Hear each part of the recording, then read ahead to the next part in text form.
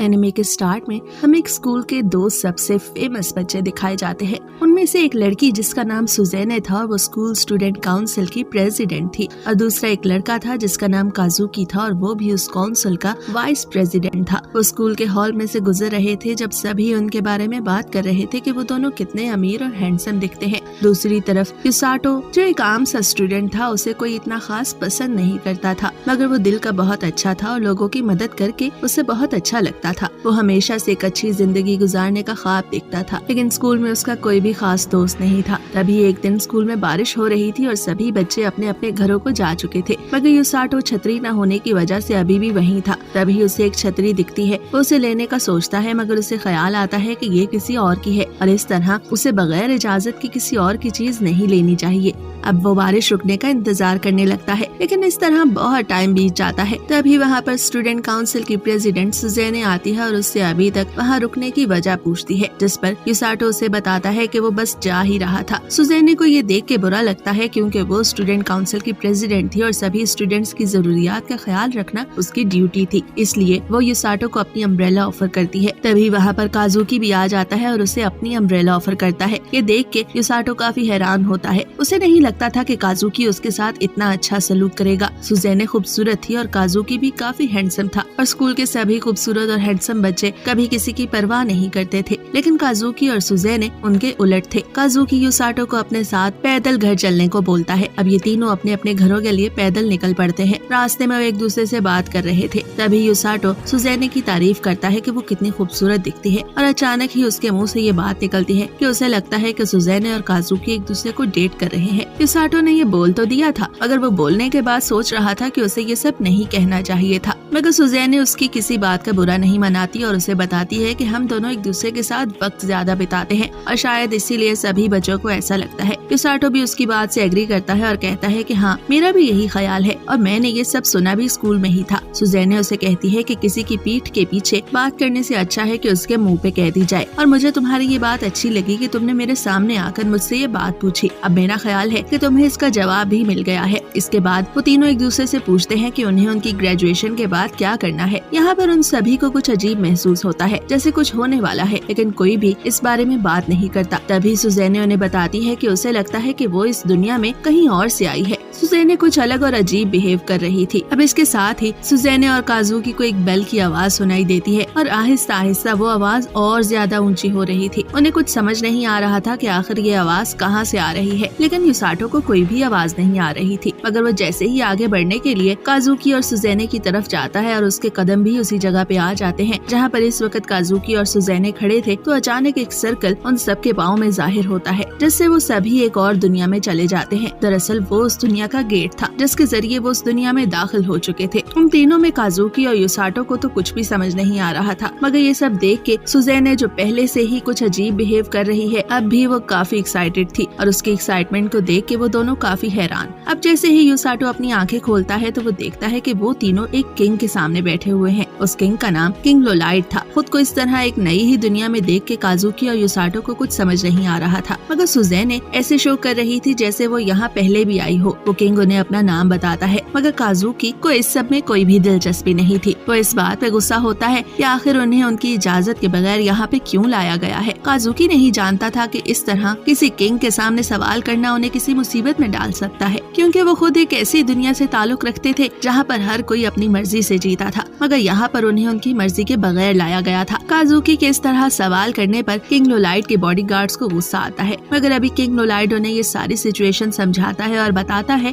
कि हजारों साल पहले डीमन लॉर्ड के अटैक की वजह से उन्हें बहुत नुकसान उठाना पड़ा था, लेकिन उन्होंने किसी भी तरह डीमन लॉर्ड को हरा तो दिया, मगर अभी भी उसकी पावर वक्त गुजरने के साथ साथ बढ़ रही है। इसलिए उन्होंने दूसरी दुनिया से हीरोज को बुलाने का फैसला किया। अब ये सब सुन के काजुकी और युसाटो को तो कुछ समझ नहीं आता, मगर सुज़ेने खुद को हीरो बुलाने पे काफी एक्साइटेड नजर आ रही थी। उसे बहुत अच्छा लग रहा था कि उन्हें इस दुनिया में एक मिशन दिया जाएगा। तभी काजुकी को अभी भी लगता था कि उन्हें उनकी मर्जी के बगैर यहाँ नहीं बुलाना चाहिए था। वो किंग से कहता है कि वो यहाँ पर रह के कोई भी मिशन कंप्लीट नहीं करेंगे और उन्हें उनकी दुनिया में वापस जाना चाहिए, जिस पर किंग उन्हें बताता है कि वो अपनी मर्जी से इस दुनिया में नहीं आए और इसी तरह वो अपनी मर्जी से इस दुनिया से नहीं जा सकते, बल्कि जिस तरह उन्हें किंग ने यहाँ पर बुलाया है वापस भी उन्हें किंग ही भेजेगा, क्योंकि इस प्रोसेस का नाम हीरो समनिंग है और ये सिर्फ किंग ही ही कर सकता है। अब इस तरह की गंभीर समस्या को हल करने के लिए किंग काजुकी से रिक्वेस्ट करता है कि वो उनकी मदद करे, मगर काजुकी किंग को मारने के लिए जैसे ही आगे बढ़ता है तो पूरी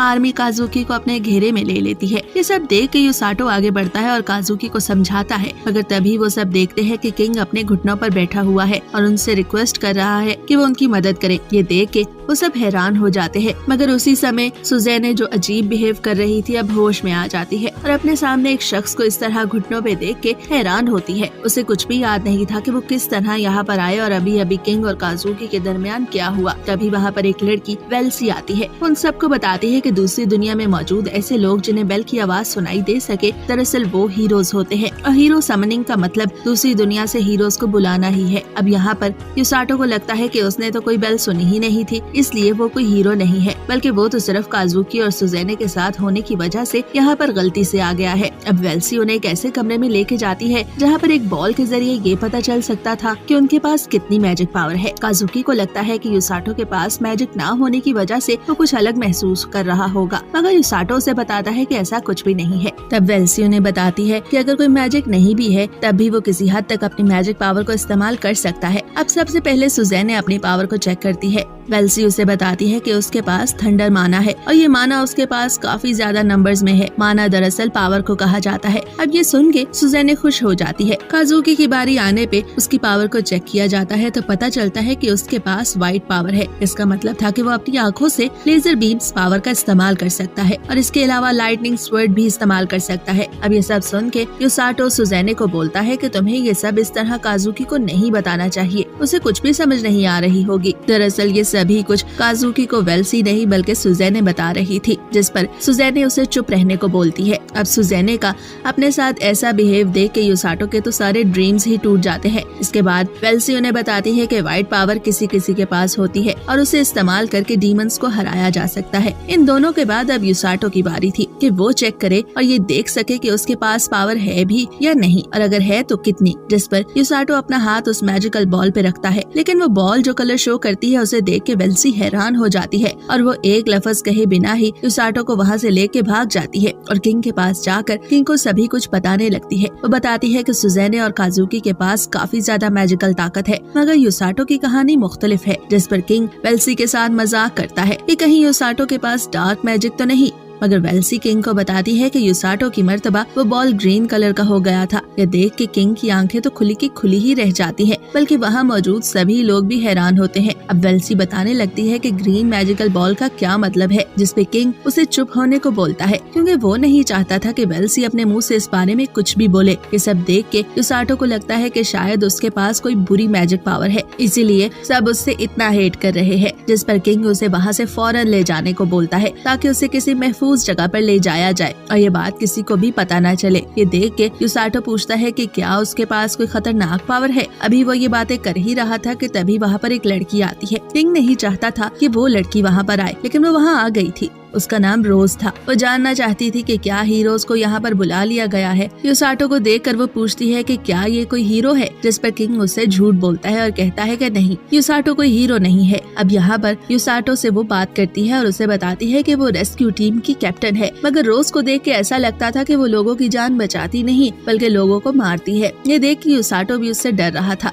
अब इस सारे मसले को देख के वेल्सी एक प्लान सोचती है। वो रोज से कहती है कि हीरोज दरअसल किसी और कमरे में है और मैं तुम्हें हीरो से मिलाना चाहती हूँ, जिस पर रोज उसके साथ वहाँ से जाने ही लगती है कि युसाटो किंग से अपनी पावर के बारे में पूछता है, जिस पर रोज रुक जाती है। अब वहाँ पर मौजूद सभी लोगों को डर था कि कहीं रोज युसाटो की सारी हकीकत को ना जान ले। ये सुनकर रोज वापस युसाटो की तरफ आती है और उससे उसकी पावर के बारे में पूछती है, जिस पर युसाटो उसे बता देता है कि उसकी बारी पे मैजिकल बॉल ग्रीन कलर का हो गया था। अब ये सुनकर रोज युसाटो को अपने साथ ले जाने की बात करती है, जिस पर किंग फौरन से वेल्सी को युसाटो को वहाँ से ट्रांसफर करने को बोलता है और वेल्सी अपने मैजिक का इस्तेमाल करके युसाटो को वहाँ से उड़ा के महल से बाहर ले जाती है। जिस पर रोज भी अपनी एबिलिटी का इस्तेमाल करके युसाटो का पीछा करने लगती है। युसाटो वेल्सी पे भारी पड़ रही थी। वेल्सी का मैजिक युसाटो को नहीं बचा पाता और रोज उसे अपने साथ ले जाती है। वो जाते हुए किंग को कहती है कि वो युसाटो को इतना ट्रेन कर देगी कि वो अपनी मैजिक पावर का बहुत अच्छे से इस्तेमाल कर सकेगा। ये कहते साथ ही वो युसाटो को अपने साथ ले जाने लगती है। अब ये देख के वेल्सी बेहोश हो जाती है क्योंकि वो युसाटो को नहीं बचा पाई थी और इस सभी से वो किंग के सामने भी शर्मिंदा थी। किंग नहीं चाहता था कि रोज युसाटो को वहाँ से लेकर जाए, इसलिए वो रोज को बताता है कि तुम जिन हीरोज को ढूंढ रही हो वो तो कहीं और है और युसाटो एक गलती से यहाँ पर आ गया था। मगर रोज किंग की कोई बात नहीं सुनती और युसाटो को वहाँ से ले जाती है। दूसरी तरफ महल में बैठे हुए काजुकी और सुज़ैने को कुछ भी नहीं पता था कि आखिर ये सब कुछ क्या हुआ है। तब वेल्सी उन्हें बताती है कि रोज एक हीलिंग मैजिक पावर रखती है और वो युसाटो को अपने साथ इसलिए लेकर गई है ताकि वो उसे अपना सबऑर्डिनेट बना सके। लेकिन ये सब सुनने के बाद सुज़ैने को कुछ समझ नहीं आ रहा था कि आखिर इस सब में प्रॉब्लम क्या है। तब वेल्सी उसे बताती है कि रोज की ट्रेनिंग काफी हार्ड होती है और उसे हर कोई नहीं कर पाता। दूसरी तरफ अब रोज को दिखाया जाता है जो अपने बेस रूम में युसाटो को बताती है कि वो उससे हीलिंग मैजिक यूजर बना सकती है क्योंकि उसमें ये ताकत है कि वो एक हीलिंग मैजिक यूजर बन सके। तब वो अपनी टीम को बुलाती है और उन्हें युसाटो से इंट्रोड्यूस करवाती है। वो टीम दिखने में काफी अजीब सी लग रही थी। वो सभी हीलिंग मैजिक को नहीं जानते थे लेकिन वो रोज के लिए काम करते थे। रोज बताती है कि उसकी टीम में 2 हीलिंग मैजिक यूजर्स है मगर वो कहीं और काम करते हैं। युसाटो को लगता है कि ये अजीब दिखने वाली टीम किसी मॉन्स्टर्स की टीम है, इसलिए वो उनसे डर रहा था। मगर रोज उसे रिलैक्स होने को बोलती है और बताती है कि वो उसे हीलिंग मैजिक का इस्तेमाल करना सिखाएगी। मगर युसाटो को कुछ भी समझ नहीं आ रहा था कि आखिर वो उसे ये सब कुछ क्यों सिखाना चाहती है। वो उस सब से दूर जाना चाहता था मगर रोज उसे बताती है कि उसकी ट्रेनिंग कल से शुरू होगी और अपने टीम मेंबर टोंग को उसे उसका कमरा दिखाने को बोलती है और वहाँ से चली जाती है। रोज के जाने के बाद उसके टीम मेंबर्स युसाटो को डराने लगते हैं कि रोज एक टफ टीचर है और उसकी ट्रेनिंग काफी मुश्किल होती है। अब ये सब सुन के युसाटो डर जाता है। उसको यूं डरते देखकर वो सभी टीम मेंबर्स भी हंसने लगते हैं। अब रात को सोते समय वो सोचता है कि आखिर रोज उसके साथ सुबह क्या करेगी, लेकिन फिर वो खुद को तसल्ली देता है कि जो भी होगा वो उसके भले के लिए ही होगा। लेकिन जब वो सुबह उठता है तो वो खुद को कहता है कि शायद ये कोई ख्वाब था, लेकिन खुद को रोज के बेसमेंट में पाकर उसे एहसास होता है कि ये कोई ख्वाब नहीं है और उसे सबसे गुजरना होगा। तभी उसे एक बंदा आके बताता है कि उससे मिलने कोई आया है। जब युसाटो बाहर जाके देखता है तो उसे पता चलता है कि उससे मिलने कोई और नहीं बल्कि काजुकी और सुज़ैने आए थे। वो दोनों ये देखने आए थे कि आखिर वो किस हाल में है। युसाटो उन्हें तसल्ली देता है और कहता है कि मुझे बस एक टेंशन है कि आज होने वाली इस ट्रेनिंग में मैं बच भी पाऊंगा या नहीं। जिस पर सुज़ैने उसे तसल्ली देती है और बोलती है कि वो भी आज अपनी ट्रेनिंग शुरू करेंगे। तो युसाटो को बुरा लगता है कि वो उसकी वजह से ये सब कर रहे हैं, मगर सुज़ैने और काजुकी काफी ज्यादा मोटिवेटेड थे और वो युसाटो को भी यही कहते हैं कि वो ट्रेनिंग हासिल करके अपने मिशन को बहुत अच्छे से कंप्लीट करेंगे जो इस दुनिया में आने पे उन्हें दिया गया था। इसके बाद युसाटो को ख्याल आता है कि सुज़ैने एक ऐसी ही लाइफ का तो ड्रीम देखती थी और ये उसके लिए मुश्किल नहीं होगा और वो भी यहाँ पर ट्रेनिंग हासिल करके उन दोनों की मदद कर सकेगा। अब सुज़ैने और काजुकी वहाँ से चले गए थे। तभी युसाटो देखता है कि रोज उसे खड़ी देख रही है और अब वो रोज को इस तरह वहाँ खड़े देख के घबरा जाता है। जिस पर रोज उसे कहती है कि तुम यहाँ पर क्या कर रहे हो, तुम्हें अपनी ट्रेनिंग शुरू कर देनी चाहिए थी। इसके बाद वो उसे नोटबुक देती है ताकि वो अपने रोजाना की ट्रेनिंग और उसके बारे में उसने क्या महसूस किया सभी कुछ उस डायरी में लिख सके। युसाटो समझ गया था कि अब उसकी ये हार्ड ट्रेनिंग शुरू होने वाली है। नाश्ता करने के बाद युसाटो ट्रेनिंग स्टार्ट कर देता है जिसको करने पर उसे महसूस होता है कि ये इतनी भी मुश्किल नहीं जितना उसने सोचा था। तभी रोज को उसके अंदर का माना महसूस होता है और वो उसे महसूस करने को बोलती है, लेकिन वो ऐसा नहीं कर पाता। इसलिए रोज उसे एक बुक पढ़ने को देती है। युसाटो बुक को पढ़ के हैरान होता है क्योंकि वो उस बुक की जुबान को आसानी से पढ़ सकता था। जिस पर उसे पता चलता है कि इस दुनिया में आने वाले हीरोज को कोई भी जुबान पढ़ने में मुश्किल नहीं होती क्योंकि उनके पास लैंग्वेज मैजिक भी आ जाता है। रोज उसे उस बुक के जरिए बताती है कि डीमन लॉर्ड का किंगडम उनके गाँव से काफी करीब है और इसीलिए डीमन का पहला टारगेट उन्हीं का गाँव होता है। उस बुक में डीमंस के बारे में बहुत कुछ लिखा हुआ था, इसलिए युसाटो का पहला दिन सिर्फ किताबें पढ़ते ही गुजर जाता है और उसे अपनी ट्रेनिंग का ये दिन बिल्कुल मुश्किल नहीं लगता। मगर ये तो उसे दूसरे दिन पता चलता है जब उसे बहुत ज्यादा भागना पड़ता है। उसे समझ नहीं आ रहा था कि आखिर मैजिक सीखने के लिए उसे भागना क्यों पड़ रहा है। अब तीसरे दिन भी उसे इतना ज्यादा भागना था कि उसके सारे मसल्स में दर्द शुरू हो जाता है और फिर अचानक से वो गिर जाता है। रोज को समझ नहीं आ रही थी कि वो क्या करे। वो रोज को बताता है कि उसकी टांग दुख रही है, जिस पर रोज एक जोरदार थप्पड़ लगाती है, लेकिन अगले ही लम्हे उसकी टांग ठीक हो गई थी। दरअसल वो थप्पड़ रोज का हीलिंग मैजिक था। अब ये देख के युसाटो हैरान हो जाता है। रोज युसाटो को बोलती है कि तुम्हें दोबारा से गिरने तक भागना होगा और फिर तुम्हें मैं दोबारा से ठीक करूंगी। युसाटो रोज को काफी बातें सुनाना चाहता था, मगर वो ऐसा नहीं कर सकता था। इसलिए वो अपनी नोटबुक में उन सभी बातों को लिखने के बारे में सोचता है और भागता रहता है। लेकिन फिर भी वो अपने सारे टीममेट से पीछे ही था और वो सभी उस पूरे राउंड में उससे आगे भाग रहे थे, जिसका मतलब था कि वो युसाटो की तरह ना ही थक रहे थे और ना ही उनके जिस्म में कोई दर्द हो रहा था। अब 5वें और 6ठे दिन भी वो मुसलसल भागता है, जिससे उसकी हालत काफी खराब हो गई थी। लेकिन तभी अपनी बॉडी से हीलिंग मैजिक की लाइट निकलते देख के वो हैरान हो जाता है। उस वक्त वो बहुत ज्यादा भागने की वजह से जमीन पे गिर गया था। अब 7 डे पर रोज को युसाटो की ट्रेनिंग को सीरियस ना लेने पे बहुत गुस्सा आता है, इसलिए वो उसे मारती है, जिसपे युसाटो को लगता है कि कहीं उसने वो सभी कुछ ना पढ़ लिया हो जो उसने अपने जर्नल में रोज के बारे में लिखा था। लेकिन ऐसा नहीं था। रोज उस पे इसलिए गुस्सा थी क्योंकि वो अपनी ट्रेनिंग को सीरियस नहीं ले रहा था। अब 8 डे पर भी उसके साथ यही सब कुछ होता है और रोज उसे बहुत मारती है। 9 डे पे युसाटो को महसूस होता है कि अब उसे कुछ रेस्ट करना चाहिए। तभी वो अपनी बॉडी में हीलिंग मैजिक को महसूस करता है। वो देखता है कि उसकी बॉडी अब हील हो रही है, यानी ठीक हो रही है। अब डे 10 पर हमें पता चलता है कि युसाटो की बॉडी को इस सभी की आदत हो गई है और अब उसे कोई भी तकलीफ नहीं हो रही, क्योंकि वो अपनी हीलिंग मैजिक पावर को अब इस्तेमाल करना किसी हद तक सीख गया था। मगर अभी भी वो अपने टीममेट से काफी पीछे था, जिस पर रोज उस पर गुस्सा होकर उसे 30 राउंड्स और लगाने को बोलती है। अब ये देख के युसाटो को रोज और बुरी लगने लगती है। अब डे 11 पर युसाटो ने न सिर्फ भागना था बल्कि पुशअप्स भी लगाने थे। अभी वो 800 पुशअप्स ही लगा पाया था, लेकिन अपनी हीलिंग मैजिक की वजह से उसे बिल्कुल भी दर्द महसूस नहीं हो रहा था, जिस पर रोज उसे बताती है कि इतनी ज्यादा दौड़ के कारण तुम अपने दुश्मनों से भाग पाओगे और अपने दोस्तों की मदद कर सकोगे। ये सुन के युसाटो रोज की प्लानिंग को समझ गया था। इसके बाद वो अपनी ट्रेनिंग को जारी रखता है। अब डे 12 पर वो काफी देर तक भागता रहता है और उसके बाद रात होने तक पुशअप्स लगाता है, लेकिन वो नहीं थकता। डे 13 पर रोज युसाटो की बॉडी पे वेट्स लगा देती है और उसकी ट्रेनिंग और हार्ड हो जाती है। डे 14 पर युसाटो को उसका लंच नहीं दिया जाता, जो कि उसी के टीममेट ने खा लिया था, जिस पर युसाटो को बहुत गुस्सा आता है और वो उसे मारने लगता है। वो काफी तेजी से उसके पीछे भाग रहा था। इसका मतलब था कि उसने अपनी ट्रेनिंग से बहुत कुछ सीख लिया था। अब 1 हफ्ते बाद उसके दोस्त उससे मिलने के लिए आते हैं, तो युसाटो को देखकर हैरान रह जाते हैं, क्योंकि वो एक अलग ही युसाटो उस वक्त देख रहे थे। युसाटो उस वक्त भी अपनी ट्रेनिंग कर रहा था, जो कि काफी मुश्किल दिख रही थी। दरअसल उस वक्त वो पुशअप्स लगा रहा था, मगर वो आसान पुशअप्स नहीं थे। रोज ने उस पे काफी वेट रखा हुआ था, लेकिन युसाटो उसे बताता है कि उसे ये वेट बहुत हल्का लग रहा है, जिस पर रोज एक बड़ा सा पत्थर उठाकर उस पे रख देती है ताकि उस पे और ज्यादा वेट पड़ सके और उसके लिए पुशअप्स लगाना और मुश्किल हो सके। लेकिन अपनी हीलिंग मैजिक को यूज करके युसाटो अपनी बॉडी को ठीक कर रहा था और वो इतने ज्यादा वजन के साथ भी पुशअप्स लगा लेता है। अब युसाटो को इतना अच्छा परफॉर्म करता देख के रोज खुश होती है और वो उसे बताती है कि वो उसे खास जगह लेकर जाना चाहती है। सुजेने और काजुकी अपने दोस्त के इस ट्रांसफॉर्मेशन को देख के काफी हैरान थे। तभी वहाँ पर एक लड़का सिग्लिस आता है, जो रोज को डांटता है कि उसने इस तरह युसाटो की ट्रेनिंग क्यों की, जिस पर रोज उसे बताती है कि उसने युसाटो की ट्रेनिंग बाकी सभी से अलग की है। वो सिग्लिस को बताती है कि अगर वो उसकी इस तरह ट्रेनिंग ना करती तो अपनी ताकत को बिल्कुल भी ना संभाल पाता।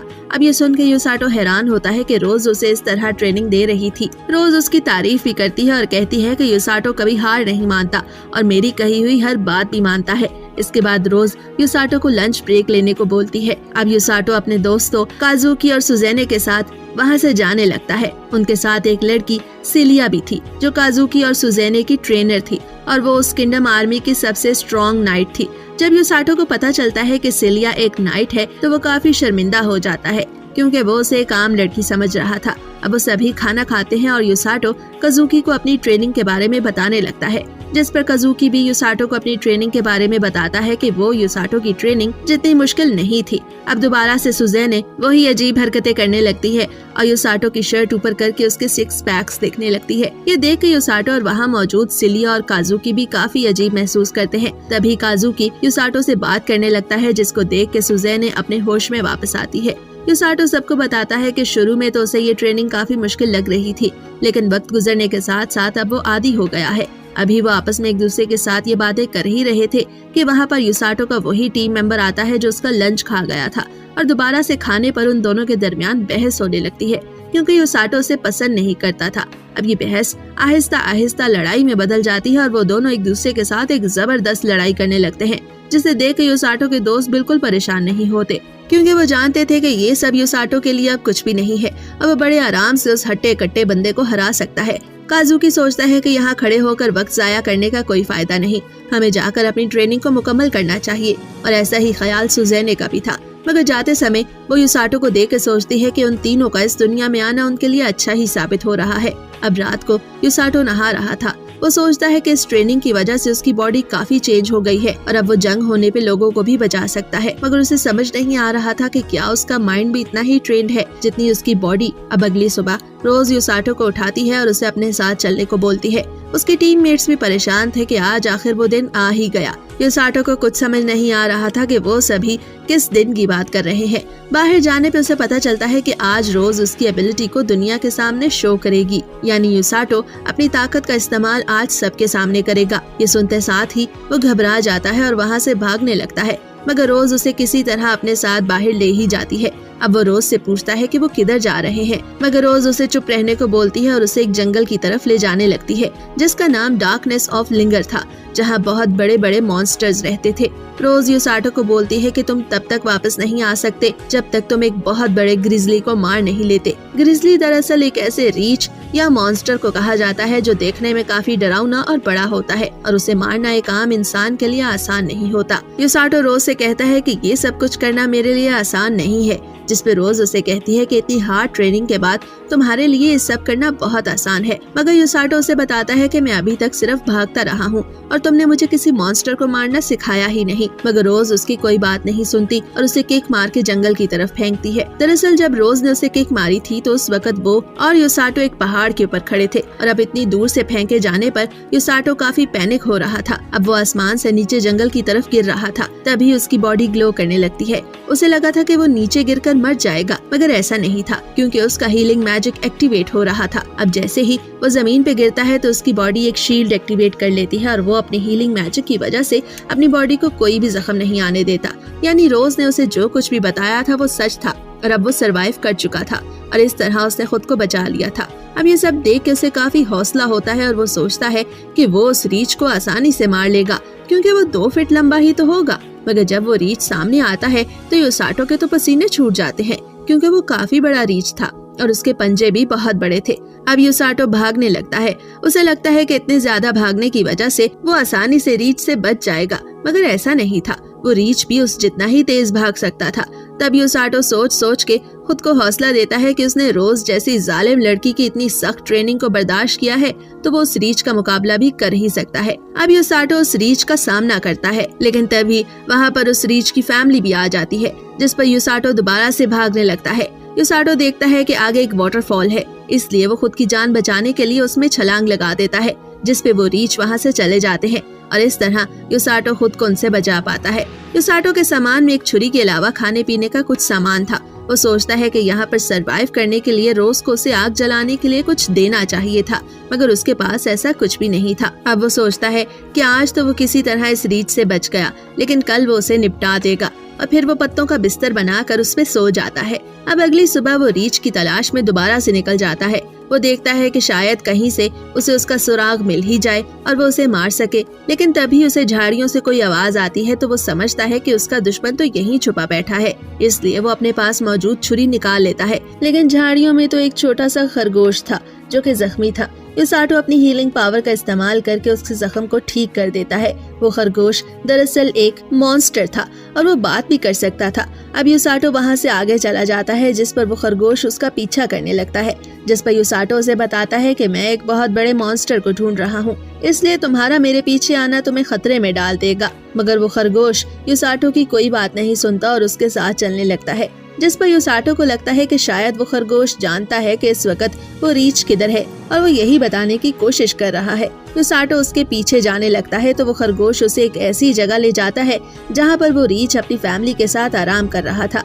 युसाटो सोचता है कि वो उन पर नजर रखेगा, लेकिन अभी उसे प्यास लग रही थी, इसलिए वो एक जगह जाकर पानी पीने लगता है। तभी उसे महसूस होता है कि वो खरगोश अभी भी उसके साथ है। इसके बाद वो दोबारा से उस बियर मॉन्स्टर को देखने जाता है। अब वो और उसकी फैमिली उठ गए थे। वो देखता है कि ब्लू ग्रिजली यानी कि छोटे 2 रीछ काफी क्यूट दिख रहे थे और ग्रैंड ग्रिजली यानी कि बड़ा रीछ भी उठ चुका है। अब ये सब देख के युसाटो सोचता है कि जंगल की जिंदगी कितनी अच्छी है। अभी वो ये सब सोच ही रहा था कि उसे अपने पेट में दर्द महसूस होता है, लेकिन वो अपनी हीलिंग पावर से उस दर्द को ठीक कर लेता है। अब उसे पता चलता है कि उसने जहरीला पानी पी लिया था। इसके बाद वो खरगोश उसे एक ऐसे पानी के तालाब के पास लेके जाता है जहाँ पर मीठा और अच्छा पानी था। ये देख के योसाटो काफी खुश होता है। तभी उसको महसूस होता है कि अब खरगोश कोई आवाज सुन के डर रहा है, क्योंकि वो जानता था कि ग्रैंड ग्रिजली को देखने पर भी वो खरगोश नहीं डरा था। लेकिन अब की बार यकीनन कोई बड़ा मॉन्स्टर होगा जिसके आने की आवाज को सुनकर ही खरगोश डरने लगा है। जब योसाटो वहाँ जाके देखता है तो वहाँ पर एक बहुत बड़ा स्नेक था। उस स्नेक को देखकर योसाटो भी काफी डर गया था, क्योंकि रोज की दी हुई बुक में उस मॉन्स्टर स्नेक का कोई भी जिक्र नहीं था। योसाटो सोचता है कि जब भी ये मॉन्स्टर स्नेक उसके सामने आएगा तो वो उससे मुकाबला नहीं करेगा बल्कि कहीं छुप जाएगा। अब इस तरह 4 दिन गुजर जाते हैं, लेकिन योसाटो को अभी तक कोई भी कामयाबी नहीं मिली थी। वो अब भी ग्रैंड ग्रिजली और उसकी फैमिली को देख रहा था। अब वो अपनी छुरी निकालने ही लगता है, लेकिन फिर वो कुछ सोच के अपनी छुरी वापस अपनी जेब में रख लेता है। दरअसल वो नहीं चाहता था कि वो उस ग्रैंड ग्रिजली और उसकी फैमिली को मारे, क्योंकि देखने में वो काफी क्यूट थे। लेकिन अगर वो ऐसा नहीं करता तो फिर रोज उसे जिंदा नहीं छोड़ेगी। अब अगले दिन योसाटो जैसे ही अपने मिशन के लिए निकलने लगता है तो खरगोश उसे उसके पाँव से पकड़ लेता है और उसे ऐसा शो करवाता है कि वो बाहर ना जाए, जिस पर योसाटो समझता है कि शायद वो खरगोश ऐसा इसलिए कर रहा है ताकि वो बाहर होने वाली बारिश में उसे भीगने से बचा सके। लेकिन जब बारिश रुकती है तो योसाटो अपने मिशन के लिए निकल जाता है और सोचता है कि अब वो खरगोश की बात नहीं मानेगा। दरअसल खरगोश उसे ग्रैंड ग्रिजली से नहीं बल्कि उस मॉन्स्टर स्नेक से बचाना चाहता था। लेकिन योसाटो को अभी ये बात समझ नहीं आ रही थी। तभी आगे जाने पर उसे पता चलता है कि ग्रैंड ग्रिजली और उसकी फैमिली को कोई मार चुका है और उनकी बॉडीज को देख के ऐसा लगता था कि उन्हें बाइट किया गया है। योसाटो जानता था कि ये काम किसी और का नहीं बल्कि उसी मॉन्स्टर स्नेक का था। लेकिन अजीब बात ये थी कि उसने सिर्फ अभी उन्हें मारा था और उनकी बॉडी को खाया नहीं था। अब योसाटो को ये सब देख के काफी गुस्सा आता है, क्योंकि बियर कब अपनी मामा बियर को उठाने की कोशिश कर रहा था, जिस पर योसाटो प्रॉमिस करता है कि वो उनका बदला जरूर लेगा और इसके बाद वो वहाँ से आगे की तरफ चला जाता है। दूसरी तरफ योसाटो से मिलने उसके दोस्त आते हैं तो उन्हें पता चलता है कि योसाटो तो 10 दिन से उस जंगल में अपनी ट्रेनिंग कंप्लीट कर रहा है, जिस पर काजुकी सोचता है कि ये तो बहुत अजीब बात है। दरअसल काजुकी और सुज़ेने को ये सब बातें योसाटो के टीममेट्स बता रहे थे, क्योंकि वहाँ पर रोज मौजूद नहीं थी। अब काजुकी की फिक्र को देखते हुए सुज़ेने उसे तसल्ली देती है और बोलती है कि योसाटो काफी स्ट्रॉन्ग है और वो खुद को संभाल सकता है, और वैसे भी रोज ने उसे उसकी मर्जी के बगैर तो नहीं भेजा होगा, इसलिए तुम्हें परेशान होने की कोई जरूरत नहीं। दूसरी तरफ जंगल में योसाटो कुछ खा रहा था। खाने के बाद वो स्नेक से लड़ने के लिए एक वेपन तैयार करता है और खरगोश से बोलता है कि क्या तुम मुझे बता सकते हो कि इस वक्त वो मॉन्स्टर कहाँ होगा, जिस पर खरगोश उसे उस जगह ले जाता है जहाँ पर वो मॉन्स्टर स्नेक इस वक्त मौजूद था। दरअसल वो उस बियर कप को भी खाने ही वाला था, मगर तभी वहाँ योसाटो आ गया था। योसाटो उस मॉन्स्टर की आंखों में आंखें डाल के देखता है। दरअसल वो मॉन्स्टर स्नेक काफी डरावना था, लेकिन योसाटो उससे बिल्कुल नहीं डरता और उस पर अटैक करता है, जिस पर वो मॉन्स्टर स्नेक भी उस पर काउंटर अटैक करता है। लेकिन खुद को योसाटो बचा लेता है और अपने वेपन से उसकी आंख को जख्मी कर देता है, जिससे वो स्नेक योसाटो को उठा के दूर फेंकता है। अब योसाटो अपनी हीलिंग पावर का इस्तेमाल करके खुद को ठीक कर लेता है, मगर उसकी आंख को जख्मी करने के बाद योसाटो सोचता है कि उसे उस स्नेक की उसी साइड से उस पर अटैक करना चाहिए, क्योंकि अब वो अपनी उस आंख से नहीं देख सकता। मगर वो मॉन्स्टर काफी खतरनाक था। वो योसाटो पे अटैक करके उसके बाजू को काट देता है, जिस पर योसाटो को अब काफी दर्द हो रहा था। मगर योसाटो यहाँ पर एक और ट्रिक इस्तेमाल करता है। दरअसल वो हाथ जो इस वक्त स्नेक के मुंह में था, अपने उसी हाथ में योसाटो ने एक छुरी भी पकड़ी हुई थी और उस वक्त वो उस छुरी को उस मॉन्स्टर स्नेक के मुंह में घुसा देता है, जिससे वो मॉन्स्टर स्नेक उसका हाथ छोड़ देता है। योसाटो अपनी हीलिंग पावर का इस्तेमाल करके अपने हाथ को ठीक करने लगता है, लेकिन तभी उसे काफी ज्यादा चक्कर आते हैं। उसे महसूस होता है कि उसकी बॉडी में इस वक्त पॉइजन है। ये सब कुछ उसी स्नेक की वजह से हुआ था, मगर योसाटो जानता था कि उसे खुद को कैसे ठीक करना है, क्योंकि एक बार पहले भी जहरीला पानी पीने की वजह से उसकी बॉडी में जहर चला गया था, लेकिन उसने उस वक्त भी खुद को ठीक कर लिया था। अब की बार भी वो अपने मैजिक का इस्तेमाल करके खुद को ठीक कर लेता है, लेकिन वो मॉन्स्टर स्नेक काफी स्ट्रॉन्ग था और अब की बार वो योसाटो पे अपना फाइनल अटैक करता है। लेकिन तभी बियर कप आगे आ जाता है और योसाटो को बचा लेता है। योसाटो फौरन से बियर कप की मदद से उस मॉन्स्टर के सर पे चढ़ जाता है और अपने पास मौजूद सभी वेपन्स का इस्तेमाल करके उस मॉन्स्टर को मार देता है। उसे मारने के बाद योसाटो को यकीन नहीं आ रहा था कि उसने इतने बड़े स्नेक को मार दिया है। तभी बियर कब उसके पास आके उसे प्यार करने लगता है। युसाटो सोचता है कि वो अपनी हीलिंग पावर का इस्तेमाल करके बियर कप को भी ठीक कर सकता है, मगर तभी उसे पता चलता है कि उसकी सारी पावर तो उसने अपने अंदर मौजूद जहर को खत्म करने में लगा दी, इसलिए वो अब ऐसा नहीं कर सकता। मगर फिर अचानक से वो मॉन्स्टर स्नेक दोबारा से उठ जाता है। इसका मतलब था कि वो अभी तक नहीं मरा बल्कि जिंदा है। मगर युसाटो तो अब अपनी पावर का इस्तेमाल नहीं कर पा रहा था। वो बियर कप को वहाँ से चले जाने को बोलता है क्योंकि मॉन्स्टर स्नेक अब उस पे हमला करने वाला था। और ऐसा ही होता है, जब मॉन्स्टर स्नेक उस पे हमला कर रहा था तभी युसाटो अपनी जिंदगी में आए सभी लोगों के बारे में सोचने लगता है। उसे लगता है कि ये सब कुछ रोज का प्लान था, मगर तभी वहाँ पर रोज आकर उस मॉन्स्टर को मार देती है, जिसको देख के युसाटो हैरान हो जाता है क्योंकि वो रोज के बारे में बुरा सोच रहा था। रोज उसे बताती है कि इस बारे में उसे उसी खरगोश ने बताया था। दरअसल उस खरगोश का नाम ककूरू था।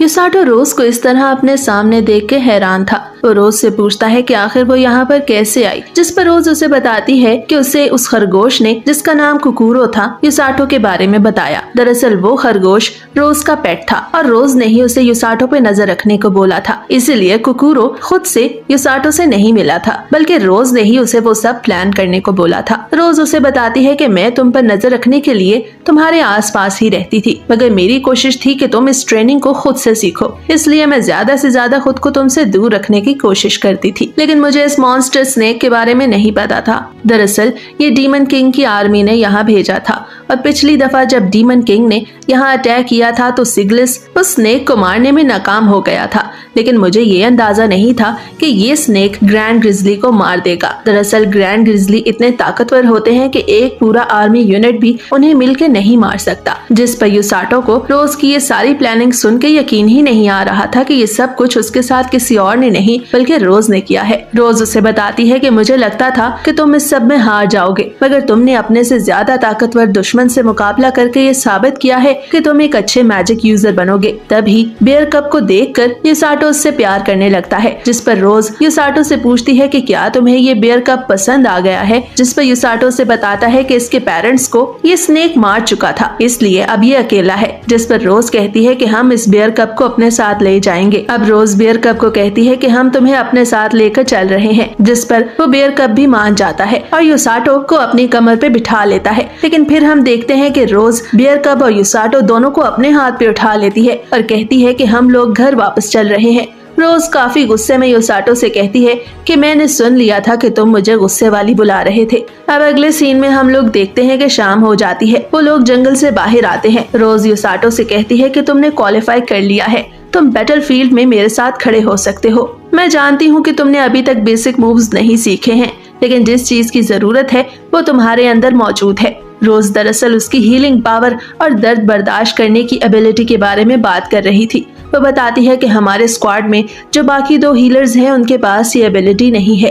अगर ऐसे चलता रहा तो तुम कर सकते हो। ये सुनकर युसाटो पूछता है कि मैं क्या कर सकता हूँ, तो रोज उसे बताती है कि डीमन आर्मी बहुत जल्द हमला करने वाली है, उनसे लड़ने के लिए तुम तैयार हो सकते हो। ये सुनकर युसाटो शॉक हो जाता है। अगले सीन में हम लोग डीमन किंग को देखते हैं, जो कि एमिलिया, जो कि डीमन आर्मी की कमांडर है, उससे पूछता है कि लिंगर किंगडम में हमला करने की तैयारी कैसी चल रही है। जिस पर एमिलिया कहती है कि तैयारी तो काफी अच्छे से चल रही है, हमारी आर्मी फाइट करने के लिए तैयार है, हम जल्द उन पे हमला कर देंगे। दूसरी तरफ रोज युसाटो को बताती है कि जंग के दौरान तुम आगे की साइड पे खड़े होगे और जख्मियों को ठीक करोगे। युसाटो रोज से कहता है कि मुझे अभी अपना हीलिंग मैजिक सही से इस्तेमाल करना नहीं आता, जिस पर रोज उसे बताती है कि उनके पास उसको सही करने के लिए अभी काफी समय है। दूसरी तरफ सीन दोबारा चेंज होता है और हम देखते हैं कि डीमन किंग एमिलिया को इस बार भी इस फाइट को लीड करने को बोलता है, ताकि पिछली बार की तरह वो इस बार भी ये फाइट जीत सके। एमिलिया किंग से वादा करती है कि वो बहुत अच्छे से अपनी जिम्मेदारी को निभाएगी और ये जंग सिर्फ डीमन किंग ही जीतेगा।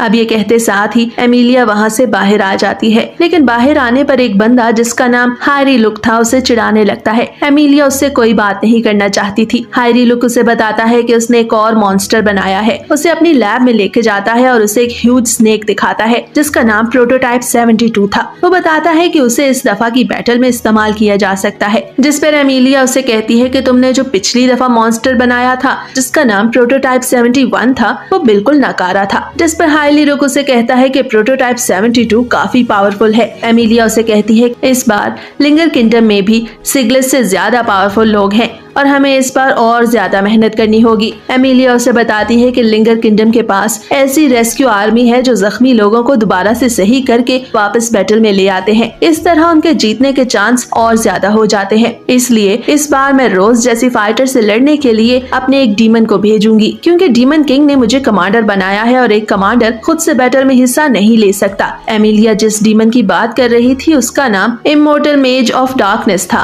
और वो एक ब्लैक नाइट है। दूसरी तरफ हम युसाटो को देखते हैं जो अब अपने बिस्तर पर आराम कर रहा था और उसे ये सब ख्वाब से कम नहीं लग रहा था, क्योंकि उसे काफी दिनों बाद इस तरह सुकून से सोने के लिए एक नरम बिस्तर मिला था। अब सुबह वो अपने बेयर कप के पास जाकर उसे खाना खिलाता है और खुद भी खाना खाता है। युसाटो अपने बेयर कप का नाम ब्लरीन रखता है। दरअसल उस बेयर कप का कलर ब्लू था, इसलिए युसाटो उसका नाम ब्लरी रखता है। युसाटो कुकुरो को भी खाने के लिए एक सेब देता है। रोज ये सब देख के काफी खुश थी। रोज युसाटो को बताती है कि उसे किंग की तरफ से ब्लरी को यहाँ रखने की इजाजत मिल गई है, मगर उसे यहाँ रहने के लिए कुछ करना होगा। युसाटो उससे पूछता है कि आखिर उसे यहाँ रहने के लिए क्या करना होगा, लेकिन रोज कुछ भी नहीं बोलती और उसे ब्लरी को उठाने को बोलती है। वो उसे कहती है कि तुम्हें ऐसा समझना होगा कि ब्लरी एक पेशेंट है और तुम उसे लेकर भाग रहे हो, इसलिए अब तुम ये टास्क कंप्लीट करो। जिस पर युसाटो ब्लरी को लेके भागने लगता है। युसाटो को महसूस होता है कि ये सब करना उसके लिए अब काफी आसान है, बस उसे अपने माना को सही से समझना होगा। अब वो भाग रहा था कि तभी झाड़ियों में से उसका टीम मेंबर बाहर निकल के उस पर हमला करने लगता है, लेकिन युसाटो खुद को उससे बचा लेता है। अब आगे चलकर एक और मेंबर उस पर अटैक करता है तो युसाटो उससे भी खुद को बचा लेता है, मगर उसे समझ नहीं आ रहा था कि आखिर उसकी टीम मेंबर्स उसके साथ ये सब कुछ क्यों कर रहे हैं। जिस पर वो मेंबर्स उसे बताते हैं कि इस वक्त हम तुम्हारे दुश्मन हैं और इसी तरह बैटलफील्ड में भी जब तुम पेशेंट्स को उठा के भागोगे तो तुम पर दुश्मन हमला करेंगे और तुम्हें इसी तरह खुद को बचाना होगा। अब ये सब सुन के युसाटो अपनी स्पीड को बढ़ा देता है और तेज दौड़ने लगता है। अब कुछ समय और गुजर जाता है और आगे चल के एक और टीम मेंबर उस पर हमला करता है, लेकिन युसाटो उससे भी बच जाता है। आगे जाने पर एक और टीम मेंबर एक बदबूदार पानी वहाँ पर फेंक रहा था, जिससे युसाटो और बेयर कब यानी ब्लरी दोनों ही बच जाते हैं। अब इसी तरह प्रैक्टिस करते करते 4 घंटे बीत चुके थे। युसाटो के रास्ते में अब कुछ लकड़ियां आती हैं, लेकिन वो उन्हें भी आसानी से पार कर जाता है। सब कुछ करने के बाद युसाटो अब काफी थक चुका था, क्योंकि उसकी बॉडी पे वेट भी था और उसने ब्लरी को भी उठा रखा था और इसी कारण अब वो जमीन पर लेट कर थोड़ा आराम करना चाहता था। अब ये देख के रोज उसके पास आती है और उसे तसल्ली देती है और अपने हीलिंग मैजिक का इस्तेमाल करके उसकी बॉडी को ठीक कर देती है। उसे बोलती है कि इसके बाद का टाइम तुम शहर में भाग के गुजारोगे। युसाटो हैरान होता है और पूछता है कि क्या अब भी मुझे और ट्रेनिंग की जरूरत है। तो रोज उसे बताती है कि याद रखना तुम्हें ब्लरी को उठा के भागना है और युसाटो ऐसा ही करता है और शहर में भागने लगता है। लेकिन वहाँ मौजूद लोग युसाटो को ऐसे भागते देख के हैरान थे, क्योंकि वो एक बेयर कप को उठा के भाग रहा था जो कि हकीकत में एक मॉन्स्टर था। मगर युसाटो इस सब की परवाह किए बगैर भागे ही चला जा रहा था। आगे चलकर वो एक फल बेचने वाली औरत के पास रुकता है और उससे पूछता है कि आखिर उससे कोई डर क्यों नहीं रहा, हालांकि उसने एक मॉन्स्टर को उठाया हुआ है। जिस पर वो औरत उसे बताती है कि यहाँ पर मौजूद सभी लोग तुम्हारे यूनिफॉर्म की वजह से जानते हैं कि तुम एक रेस्क्यू टीम से हो। अब युसाटो को समझ आने लगा था कि उसके टीम मेंबर्स की अजीब अजीब शक्लें होने के बावजूद भी कोई उनसे क्यों नहीं डरता। अब युसाटो दोबारा से ब्लरी को अपने ऊपर बिठा के भागने लगता है। तभी हम देखते हैं कि एक लड़की जिसका नाम अमाको था युसाटो से मिलना चाहती थी, लेकिन युसाटो भागने की वजह से किसी से भी रुक के नहीं मिल रहा था। तभी वो नोट करता है कि एक लड़का उसके पीछे भाग रहा है और भागते भागते वो जमीन पे गिर जाता है। युसाटो उसके पास रुक कर उसे अपनी हीलिंग पावर से ठीक करता है। वो लड़का उसे अपना नाम ओर्गा बताता है। दरअसल वो रोज की टीम का वही हीलिंग मैजिक रखने वाला मेंबर था जिसके बारे में रोज युसाटो को बता रही थी। ओर्गा उसे बताता है कि मुझे ये जानकर खुशी हुई कि तुमने रोज की ट्रेनिंग को बर्दाश्त किया, क्योंकि मुझसे और मेरी बहन से रोज की ट्रेनिंग बिल्कुल नहीं बर्दाश्त हो पाई थी। वो बताता है कि उसकी बहन उससे 5 साल छोटी है और वो भी हीलिंग मैजिक यूज करना जानती है और रोज को जब उनकी जरूरत होती है तो वो दोनों अपना हीलिंग मैजिक यूज करके लोगों की जान बचा लेते हैं और इस तरह से वो रोज की टीम का हिस्सा है। वो बताता है कि टोंग सभी जख्मियों को उठाकर पीछे लेकर आता है और वहाँ पर वो और उसकी बहन उन जख्मियों को ठीक कर देते हैं। युसाटो ये सुन के हैरान होता है कि रोज उसे अपने साथ बैटल में आगे रखना चाहती थी, जिस पर ओर्गा उसे बताता है कि नाइट और हीरो बैटल में आगे रह के लड़ते हैं, इसलिए उनकी जान को ज्यादा खतरा होता है। ये सुनकर युसाटो को अपने दोनों दोस्तों कजुकी और सुजेने का ख्याल आता है, क्योंकि इस तरह तो उनकी जान भी खतरे में थी। ओर्गा उसे तसल्ली देता है और और बताता है कि रोज सिर्फ उन्हीं लोगों पे भरोसा करती है जो इस काबिल होते हैं, इसलिए तुम्हें रोज के बारे में ज्यादा बुरा नहीं सोचना चाहिए। वो दिल की अच्छी लड़की है। जिस पे युसाटो भी उसे बताता है कि उसने रोज के बारे में कभी बुरा नहीं सोचा, तब भी नहीं जब रोज उसे कुछ खास अच्छी नहीं लगती थी। ये कहकर युसाटो वहाँ से चला जाता है। उसके जाने के बाद ओल्गा को महसूस होता है कि आखिरकार रोज एक ऐसा शख्स ढूंढने में कामयाब हो ही गई जिस पर वो भरोसा कर सकती है। अभी वो ये सब सोच ही रहा था कि वहाँ पर उसकी बहन उरूरो आ जाती है। ओल्गा उसे बताता है कि जल्द ही वो उसे युसाटो से मिलाएगा और उसे यकीन है कि उरूरो को भी उससे मिलकर बहुत अच्छा लगेगा। दूसरी तरफ हम देखते हैं कि युसाटो और ब्लरी महल में जाते हैं। गार्ड्स ब्लरी को भी महल में जाने देते हैं क्योंकि रोज पहले ही किंग को ब्लरी के बारे में बता चुकी थी। युसाटो को ये देख के अच्छा लगता है कि शहर में मौजूद सभी लोग रोज पर कितना एतबार करते हैं। युसाटो ये सब सोच ही रहा था कि उसे सुज़ैने दिखती है जो युसाटो को इस तरह महल में देख के काफी खुश थी, लेकिन वो ये नहीं जानती थी कि ये ब्लू दिखने वाली चीज जो युसाटो ने अपने ऊपर उठा रखी है क्या है। जिस पर युसाटो उसे सभी कुछ बताता है, जो कुछ भी उसके साथ जंगल में हुआ। जिस पर सुज़ैने युसाटो से इजाजत मांगती है कि क्या वो ब्लरी को टच कर सकती है, जिस पर युसाटो उसे इजाजत दे देता है। वो उसे बोलता है कि अगर ब्लरी ने तुम्हें जख्मी किया तो मैं अपना हीलिंग मैजिक यूज करके तुम्हें ठीक कर दूंगा। अब सुज़ैने जैसे ही ब्लरी को टच करती है तो ब्लरी उसका हाथ पीछे कर देता है। जिस पर युसाटो उसे बताता है कि ब्लरी अभी तुम्हारे साथ प्यार नहीं कर सकता क्योंकि वो थोड़ा सा शाय है। अभी वो ये सब बातें कर ही रहे थे कि युसाटो नोट करता है कि सुज़ैने का हाथ थोड़ा सा जख्मी है। जिस पर सुज़ैने उसे बताती है कि ये सब कुछ उनकी ट्रेनिंग की वजह से है। अब युसाटो अपना हीलिंग मैजिक इस्तेमाल करके उसके हाथ को ठीक कर देता है। ये सब देख के सुज़ैने को काफी अच्छा लगता है क्योंकि युसाटो उससे मिलने के लिए आया था। सुज़ैने युसाटो को बताती है कि काजुकी सिग्लिस के साथ जंगल में मॉन्स्टर से लड़के अपनी ट्रेनिंग को कंप्लीट कर रहा है। दूसरी तरफ सिग्लिस काजुकी को बताता है कि इस बार डीमन किंग ज्यादा ताकत के साथ हमला करेगा, लेकिन हमारी आर्मी की ट्रेनिंग इस दफा बहुत अच्छी है क्योंकि इस दफा हमारे पास तुम्हारे और सुजुने की शक्ल में हीरोज हैं। मगर काजुकी को अपनी ताकत पे कुछ ज्यादा भरोसा नहीं था। तभी वहाँ पर उनके सामने कुछ मॉन्स्टर्स आ जाते हैं जिन्हें अब सिग्लिस और काजुकी दोनों मिलकर हराने वाले थे। अब सीन चेंज होता है और हम वापस सुज़ैने और युसाटो को देखते हैं जो अभी एक दूसरे के साथ बात कर रहे थे। युसाटो को काजुकी की फिक्र थी, जिस पर सुज़ैने उसे कहती है कि काजुकी जल्द ही वापस आ जाएगा। इसके बाद युसाटो बाहर चला जाता है। सुज़ैने को महसूस होता है कि युसाटो उसके साथ अब काफी ज्यादा फ्रैंक हो गया है। इसके बाद सीन चेंज होता है। अब वापस आते समय युसाटो सोचता है कि इस दुनिया में वो अपनी पिछली दुनिया की तरह वीक नहीं है और इस बार वो अपनी एबिलिटी का इस्तेमाल करके खुद को प्रूव करेगा। अब रात हो जाती है। युसाटो और ब्लरी घर आ जाते हैं। युसाटो ब्लरी को सुला देता है। तभी उसे रोज दिखती है। रोज खुश थी कि युसाटो ने अपनी आज की ट्रेनिंग को अच्छे से पूरा किया है। जिस पे युसाटो उसे बताता है कि अभी वो और ट्रेनिंग करना चाहता है। ये सुनकर रोज वहाँ से जाने ही लगती है कि युसाटो उसे रोकता है और बताता है कि उस दिन जब रोज ने उसे बताया था कि डीमन किंग की आर्मी काफी स्ट्रॉन्ग है तो वो डर गया था क्योंकि वो खुद को बहुत मुश्किल से उस मॉन्स्टर स्नेक से बचा पाया था। वो रोज को बताता है कि उसे लड़ना नहीं आता, लेकिन आज अपने दोस्तों को मिलते समय उसने महसूस किया कि अगर उन दोनों में से कोई भी शख्स खतरे में होगा तो मैं उनकी मदद करूंगा। ये सुन के रोज उसके पास आती है और उसे बताती है कि तुमने जो कुछ भी महसूस किया एक मैजिक हीलिंग यूजर को ऐसा ही करना चाहिए। बैटलफील्ड में बस तुम्हें इतना करना है कि जब कोई जख्मी हो जाए तो उसे उठाकर पीछे लाना है और अपने मैजिक का इस्तेमाल करके उसे ठीक कर देना है। अब ये सब सुन के युसाटो काफी मोटिवेटेड होता है और सोचता है कि पहली दफा वो रेस्क्यू टीम का हिस्सा बनने पर गर्व महसूस कर रहा है। अब अगली सुबह रोज युसाटो के मुंह पर एक बैग फेंक के उसे उठाती है और उसे बताती है कि किंग ने कल तुम्हारे लिए एक पैगाम भेजा था। जिस पे युसाटो उससे पूछता है कि आखिर तुमने मुझे वो पैगाम कल क्यों नहीं बताया, बताओ वो पैगाम क्या है। जिस पर रोज उसे बताती है कि किंग चाहते हैं कि तुम और सुज़ैने एक साथ ट्रेनिंग के लिए जाओ। दूसरी तरफ सुज़ैने भी युसाटो के साथ ट्रेनिंग पर जाने के लिए तैयार हो गई थी। रास्ते में रोज उसे बताती है कि एक बार पहले भी किंग ये चाहते थे कि तुम काजुकी के साथ ट्रेनिंग पे जाओ, लेकिन तुम जंगल में अपनी ट्रेनिंग कंप्लीट कर रहे थे, इसलिए मैंने उस वक्त उन्हें मना कर दिया। मगर अब की बार वो चाहते हैं कि तुम सुज़ैने के साथ उसकी ट्रेनिंग पे जाओ और तुम वहाँ पर 3 दिन तक रुकोगे। अब इसके बाद सीन चेंज होता है और हम देखते हैं कि युसाटो सुज़ैने से मिलने उसके पास पहुँच जाता है। सुज़ैने उसे देख के हैरान होती है क्योंकि उसे लगा था कि युसाटो उससे मिलने नहीं आएगा। वो ब्लरी को देख के भी काफी खुश होती है। इसके बाद वो अपने साथ मौजूद अपने बाकी टीम मेट से युसाटो को मिलवाती है। उसकी टीम मेट्स में एक नाइट और एक मेज थी। नाइट का नाम अरुको था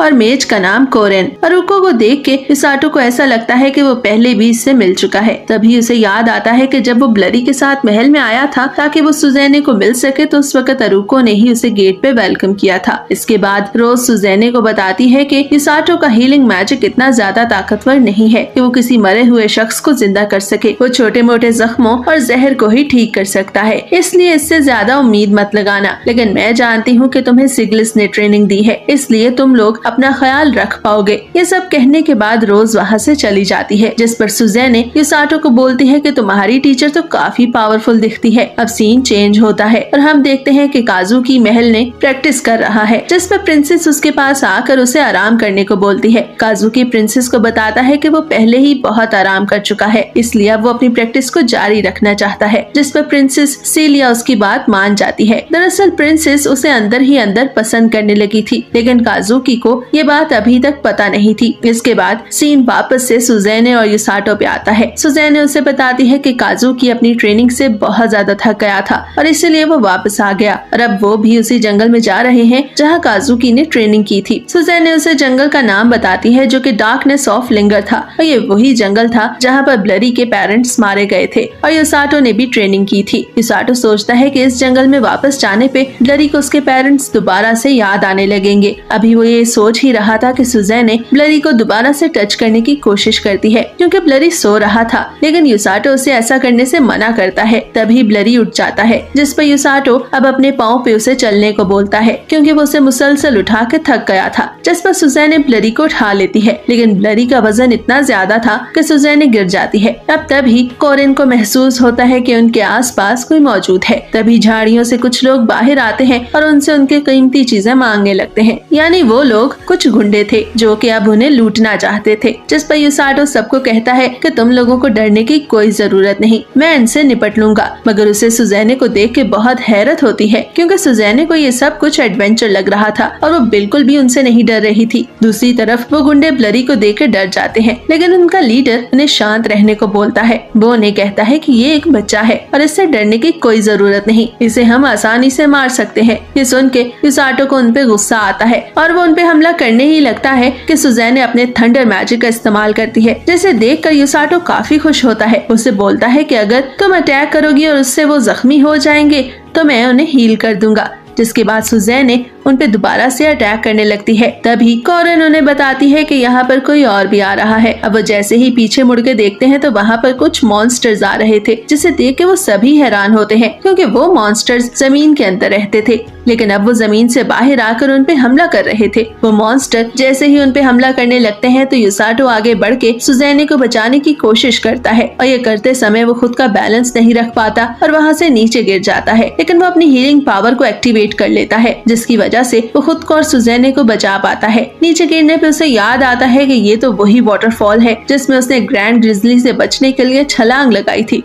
वो सुज़ैने को एक लंबा सांस लेने को बोलता है ताकि वो उसको वहाँ से निकाल सके। इसके बाद वो दोनों वाटरफॉल में छलांग लगा देते हैं। अब कुछ ही देर बाद सुज़ैने और युसाटो पानी से बाहर आ जाते हैं, लेकिन युसाटो अपने होश में नहीं था, जिस पर सुज़ैने उसको उठाने की कोशिश करती है, मगर तभी वो अचानक से होश में आ जाता है और खुद को सुज़ैने से पीछे करता है, जिस पर सुज़ैने भी उससे कुछ शर्मा जाती है। युसाटो देखता है कि उसके गाल पर एक चोट आई है, इसलिए वो अपने मैजिक का इस्तेमाल करके उसको हील करता है। इसके बाद युसाटो देखता है कि उसके पास खाने पीने का सामान काफी कम है और उनके पास अपने आप को बचाने के लिए कोई वेपन भी नहीं है। ये देखकर सुज़ैने उसे वहाँ से निकलने को बोलती है, क्योंकि वो एक खतरनाक जंगल था, लेकिन युसाटो उसे बताता है कि अभी ये मुमकिन नहीं है, हमें रात यहीं पे गुजारनी होगी और हम कल सुबह ही यहाँ से निकल पाएंगे। वो सुज़ैने को बताता है कि पिछली बार जब वो यहाँ पर आया था तो वो एक पेड़ पे सोया था। वो सुज़ैने से पूछता है कि क्या तुम एक पेड़ पे सो सकती हो, जिस पर सुज़ैने उसे बताती है कि उसे इस सब का कोई भी तजर्बा नहीं है। दरअसल सुज़ैने एक अमीर फैमिली से ताल्लुक रखती थी और उसने उन सभी चीजों को कभी एक्सपीरियंस नहीं किया था। युसाटो से बताता है कि यहाँ पर सोना उनके लिए ठीक रहेगा, क्योंकि अगर बारिश हो गई तो वो दोनों गीले हो सकते हैं। इसके बाद सुज़ैने अपने थंडर मैजिक का इस्तेमाल करके पानी से कुछ मछलियाँ निकालती है, यानी कि उन्होंने अपने डिनर का इंतजाम तो कर लिया था। इसके बाद सुज़ैने अपने मैजिक का इस्तेमाल करके वहाँ पर आग भी जला लेती है। ये देखकर युसाटो तो खुशी से उछलने लगता है। वो सुज़ैने के साथ होने पे काफी खुश था था। इसके बाद वहाँ पे कुछ जानवर आ जाते हैं जो देखने में काफी क्यूट थे। सुज़ैने उन्हें देख के खुश होती है, मगर युसाटो सुज़ैने को उनसे दूर रहने को बोलता है क्योंकि वो वैनम मंकी थे, यानी उनके काटने से इंसान के जिस्म में जहर फैल सकता था। लेकिन सुज़ैने उनमें से एक मंकी को प्यार करने लगती है, जिस पर वो मंकी सुज़ैने को काट लेता है। अब ये देख के युसाटो बहुत परेशान होता है और फौरन से भागकर सुज़ैने को हील करने लगता है। इसके बाद अब उन दोनों को नींद आने लगती है। युसाटो सुज़ैने को सोने को बोलता है ताकि वो उसकी हिफाजत कर सके, मगर सुज़ैने जानती थी कि युसाटो ने अपना हीलिंग मैजिक इस्तेमाल किया है, इसलिए वो उसे रेस्ट करने को बोलती है, जिस पर युसाटो सो जाता है। लेकिन कुछ ही देर गुजरने के बाद सुज़ैने उदास होने लगती है। उसकी एक वजह ये भी थी कि बाहर बारिश हो रही थी। तभी सुज़ैने युसाटो को आवाज दे के अपने पास बुलाती है और उससे पूछती है कि क्या तुम इस दुनिया में आने पे खुश हो